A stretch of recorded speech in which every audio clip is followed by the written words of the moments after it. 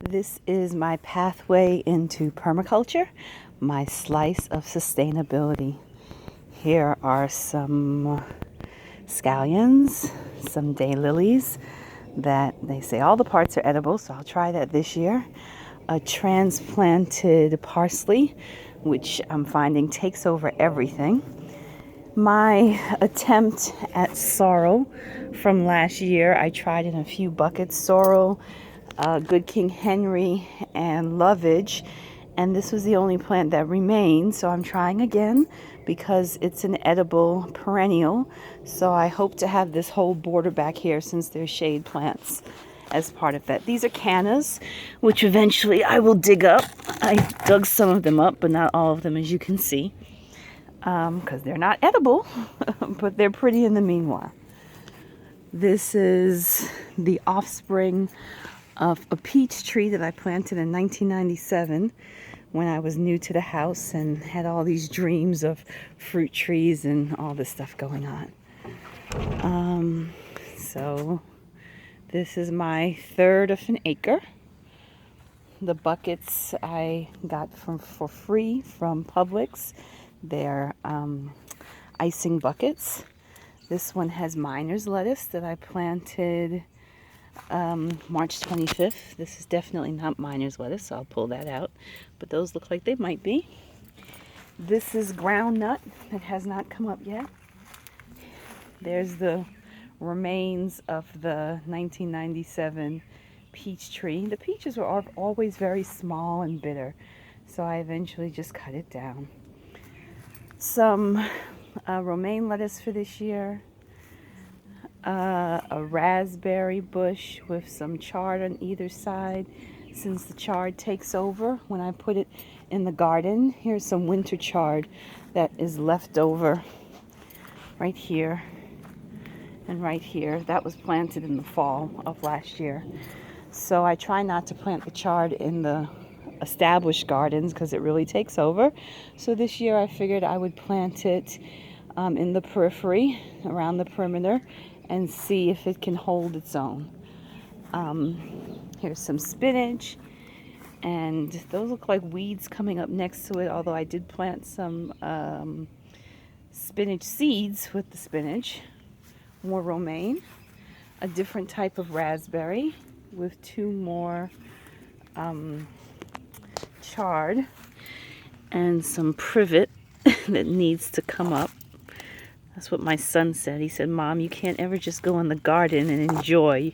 I'm always pulling up stuff and weeding." More spinach. Some cilantro that I planted the 30th of March. And some buckets not yet planted. This is a transplanted azalea to fill this hole right here. Yeah, about, I don't know, 1.5 foot hole. This is my green screen growing in nicely, made up of jasmine and English ivy, which was in the backyard anyway. So I first put in this cattle fencing maybe April of 2016. So all this growth is what has happened in 1 year. So I, train it and weave. When it gets long enough, weed in the vines to grow on the cattle fencing. So because, as you can see, I'm missing a panel of privacy fencing from here, and I did not want to pay the thousands of dollars to put in the privacy fencing. Also, one of my neighbors says it's his fence, so I didn't want to get into the argument, so I put in a fence inside of the fence. So this is definitely on my property. So coming back this way, I see some cabbage that I should have cut the heads off a long time ago. Maybe I'll be able to cut them and eat them today, although they're definitely going to flower, but I'm going to try. Some dino kale. I don't know why that one looks so bad when the one right next to it is fine. Some more spinach down here. This is part of my summer plantings. That is, what does it say? A Marconi pepper. This used to be my pepper and tomato garden, but since these trees grew up as tall as they are, they now shade That and these, as you can see, the sun is being shaded. They shade my garden, so this garden doesn't get as much sun as it used to, so the tomatoes don't thrive like they used to. But it seems like the peppers make it, so I did put a pepper back here and a standard eggplant. I have planted some, they call it coyote here, but I'm familiar with it from St. Kitts as Christophine. It's a type of squash, and I'm planting it at the beginning and at the end of the arbor. They have not come up yet. So I planted some in the kitchen. I put them in water so I could actually see them when they come up. And my pathway through the garden, more kale. I have some here and here. I forget what they're called. They're hot flowers, edible flowers, but the name is escaping me. And there's another one over there that you can see. I also plant cucumbers over here, although the squash beetles have been getting them. So again, oh, here's a cucumber coming up. There's a cucumber. There's a cucumber. Here's that plant that for right now, the name I cannot remember. Oh my goodness, what kind of flowers are those? I don't remember. Anyway, there's some phlox. It's not edible, but it puts out a really pretty flower. There's some kale with some chard behind it. Some daffodils with the greens that are still on them. Some Asiatic lilies that always bloom in time for Mother's Day. Here's some asparagus hiding that I did not eat in time, so it's opening up. Way down there are some transplanted lemon balm from last year because it was growing, took over the garden. I say a lot. It took over the tomato garden, so I transplanted it and put it all over, but this is the only one that looks like it's coming up. And also back there, there's some romaine lettuce hiding and some marigolds. They say they keep the bugs away. It hasn't been my experience, but we'll try it. Some oregano that's ready to cut and dry. What's left of some Chinese cabbage, a new tomato, cherry tomato that I put in. This is a new spot for my cherry tomatoes. We'll try it.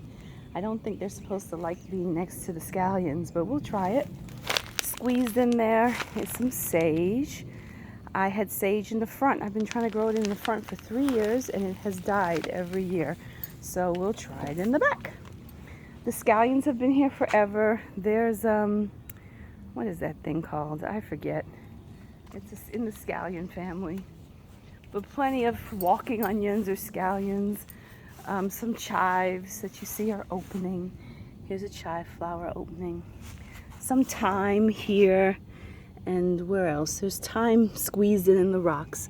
Some bee balm. This is my first time growing bee balm in the garden.